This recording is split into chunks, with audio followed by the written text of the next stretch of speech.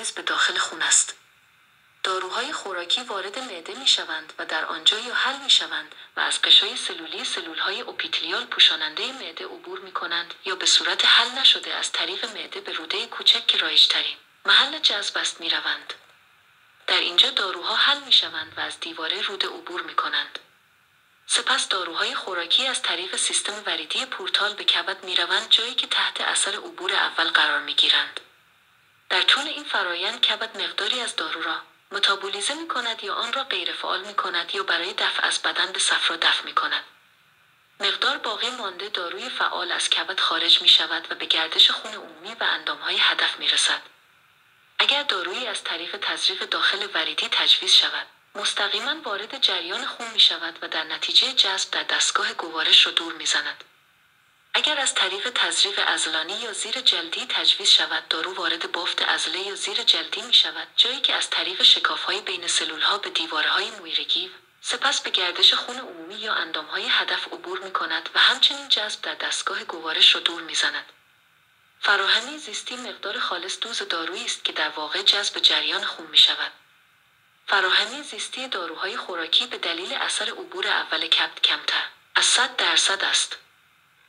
در مقابل فراهمی زیستی داروهای تزریقی 100% است، زیرا در معرض اثر عبور اول کبد قرار نمی‌گیرند.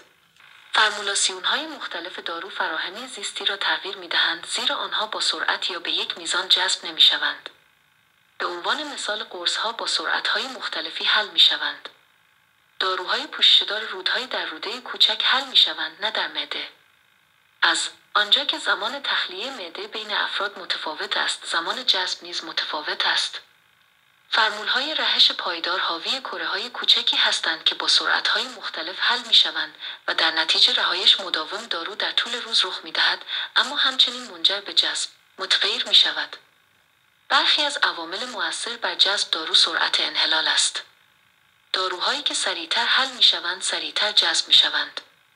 مساحت سطح: از آنجایی که پوشش روده کوچک مساحت سطح بیشتری نسبت به پوشش معده دارد، اکثر داروها در روده کوچک سریعتر جذب می‌شوند. جریان خون: هرچه شیب غلظت بین معده پر از دارو و خون بدون دارو که به سرعت در حال جریان است بیشتر باشد، جذب سریعتر است.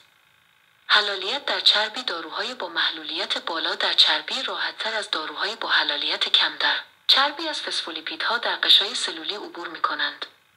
و تقسیم pH: جذب زمانی سریعتر است که تفاوت بین pH در محل تجویز و pH پلاسما مولکول‌های داروی بیشتری را برای یونیزه شدن در پلاسما جذب کند.